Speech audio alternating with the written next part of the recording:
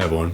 I feel like it's a curse to be part of or born into a famous family. Because if you yourself don't really have a huge presence, just being related to someone who is already makes you automatically focused on. And one person that definitely suffered from this is Frank Sinatra's son, who you might better know as Frank Sinatra Jr.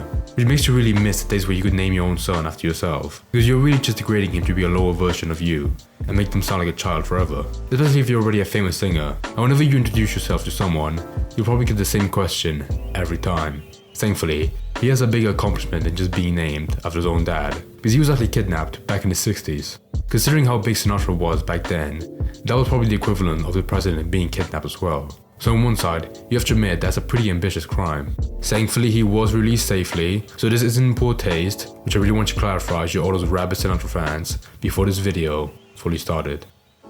Back in the 60s, Frank Sinatra was one of the biggest artists in the world, so you can bet that he had a ton of money. Unsurprisingly though, there were a few men who wanted in on his fortune. So in 1963, Barry Keenan, Joe Amsler, and John Irwin planned to kidnap Frank Sinatra's son, Frank Sinatra Jr., and hold him for ransom. They were asking for a ransom of $240,000, or $2,480,861 today, and they nearly got away with it. I was about to say, that doesn't sound like that much, but of course with inflation it was probably like the plan. The grand plan to kidnap Frank Sinatra's I feel like son. right off the bat, is it like this plan to kidnap his son is gonna be way more simple, because I feel like, of course, the police didn't have the same tools as today, so it was way easier to, catch the criminals. Stemmed from the mastermind Barry Keenan. Barry Keenan was a student at University High in West LA and was actually in the same class as Frank Sinatra's daughter Nancy, the same daughter who missed his death because she was busy watching the Seinfeld finale. He eventually became a successful businessman. What a great daughter. After a car accident, he became addicted to alcohol and pills and went completely broke. His parents were consumed with misfortune as well, as his dad had gone broke in the stock market and his mom was recovering from a suicide attempt. Barry thought that he was the one who had to save his family. On top of that, he had grown up around many wealthy people, and he wanted to be one of them. So he decided to kidnap someone and hold them for ransom to make his fortune. Like I said, he went to University High. I feel bad for him.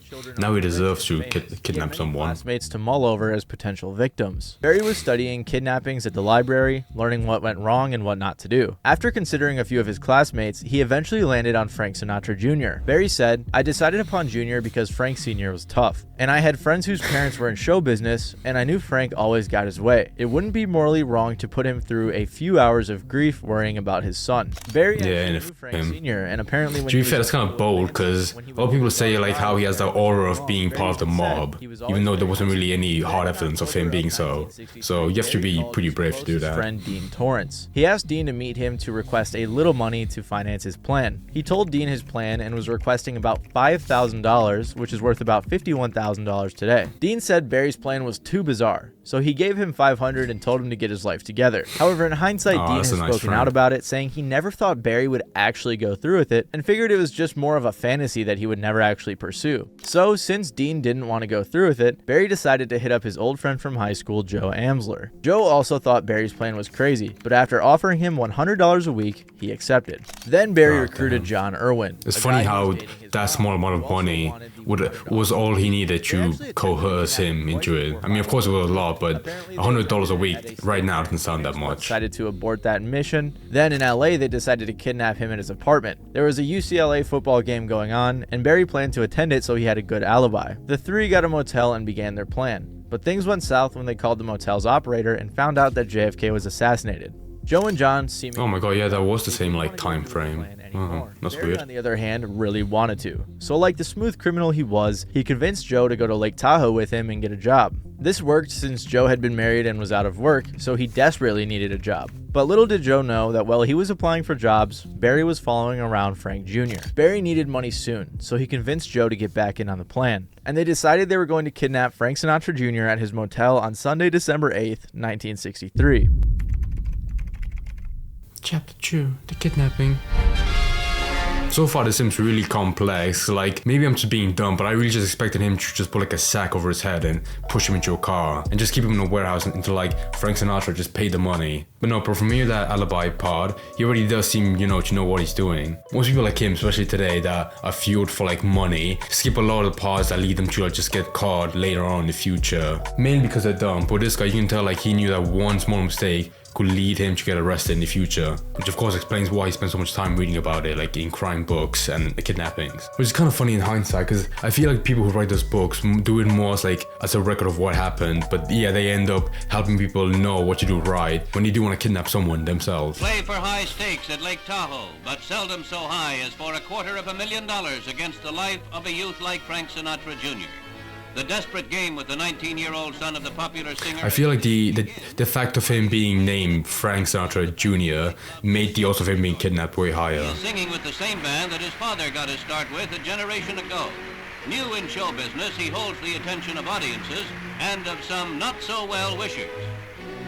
After playing a show at Harrah's Club Lodge in Lake Tahoe, Frank Jr. went back to his motel. Around 9 p.m., Barry and Joe walked up to the door, pretending to be delivering a package. Frank let them in to deliver, then they pulled out their guns. I was about they did that same one, like, I got a package for you, and then they punch through the bag to knock him out. Meanwhile, Frank Jr.'s friends freed himself and called the police. By 9:40 p.m., the FBI was already brought in on the case, and roadblocks were set up along the border of California and Nevada. Barry actually oh my god, that big?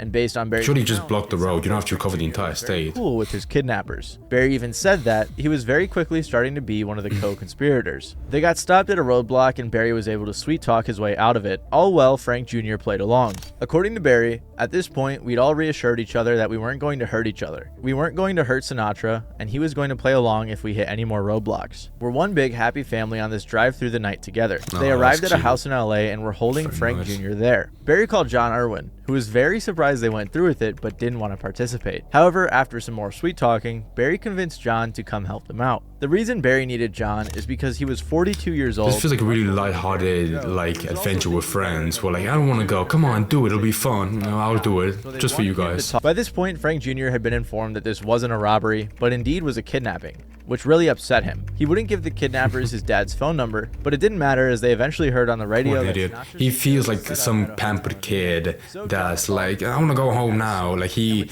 doesn't understand the weight of the situation. John called him and demanded $240,000. The FBI had already figured that this was a kidnapping with a ransom and recommended that Sinatra. No, really?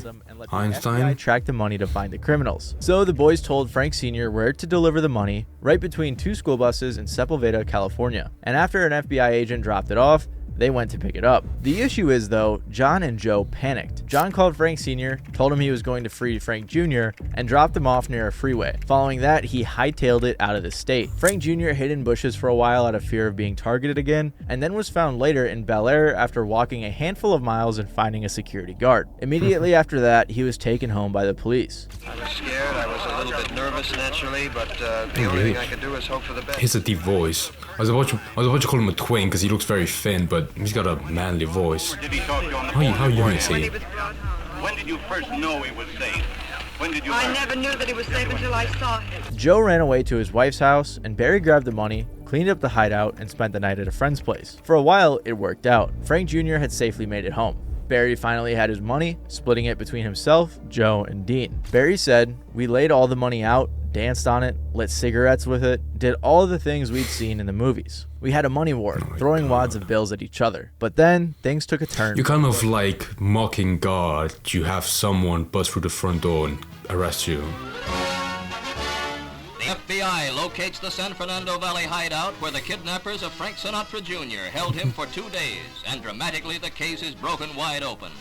The FBI conducted... I love how back in the day, crime was so like glamorized, and the police force as well. But no matter how severe crime was, there would always be like a documentary recorded after, be like, look at how brave police officers arresting a serial killer that killed 47 women. Look at how hard they work. In complete secrecy. 5 days of swift and effective detective work. Right after the money was retrieved by Barry and Sinatra was freed, the FBI was already closing in on the 3 kidnappers. They were able to follow the evidence to the house that Sinatra was held in, but things really took a turn for the worse because of a certain John Irwin. The tough guy John Irwin fled the state. He was heading to hide out in New Orleans. He decided to stop in San Diego to talk to his brother and decided to confess what he did. Unfortunately for the trio, You idiot. John's brother ratted him out while he was sleeping. The FBI swiftly moved in, arresting He was John your at his brother, come brother's, on. getting Joe while he was at a friend's, and arresting Barry while he was at his girlfriend's house. They retrieved the money and returned it to Sinatra Sr. It was now time for the trial. The trial began, and Barry created a story that would follow Frank Jr. as a rumor for the rest of his life. And it was the idea that the kidnapping was a publicity stunt that was suggested by mysterious characters involved with the Sinatras. Unfortunately for the defense, the FBI had a lot of strong That probably evidence. seemed as like more Barry had pre-written. realistic because of the aura, as I said earlier, about him looking like he was part of the mob. However, because they got the maximum sentence, they qualified for insanity defense, which they all got. Their sentences got brought down to 25 years, they all appealed, and they all eventually got out in 3.5 to 4.5 years. When Barry got out, That's a pretty good deal. That's like in Better Call Saul, where like he goes from a life sentence to like a year. successful businessman and became very wealthy over the years. By 1983, his net worth was $17 million. Now and again, Keenan and Jr., men of wealth and prestige who spent a handful of strange days and nights together 35 years ago, will cross paths at Beverly Hills cocktail parties. They do not speak, they simply nod across a crowded room. He died in 2016. I guess that was the year where like everyone dropped like flies. Committed to, ooh, poor guy. Committed suicide. This guy's sad. Poor guy. Only wanted just a little bit of cash. They just.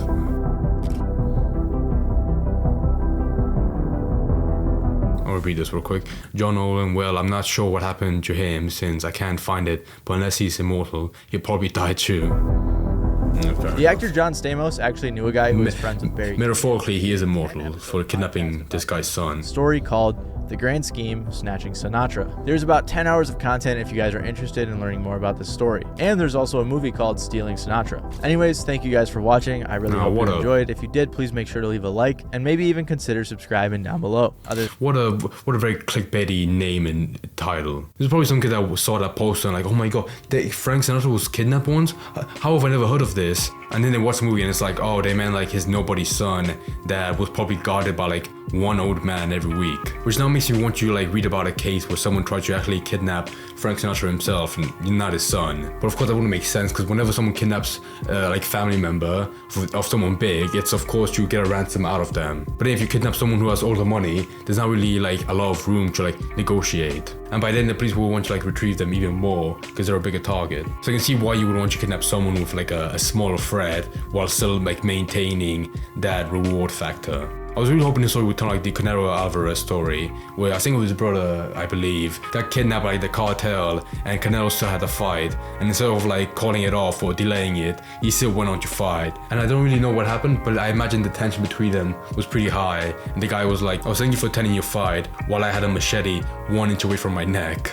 But in Frank Sinatra's defense, he was like quick to give the ransom money as opposed to being like, he was being a piece of shit like a couple of days ago talking back to me. Do I really want him back in the house? But no, he just gave the money and you know they hugged and kissed. I wish there was footage of them kissing on the lips. That'd be nice. That would have been a nice like historical fact that Frank Sinatra kissed his son after he got kidnapped. That'd be cute.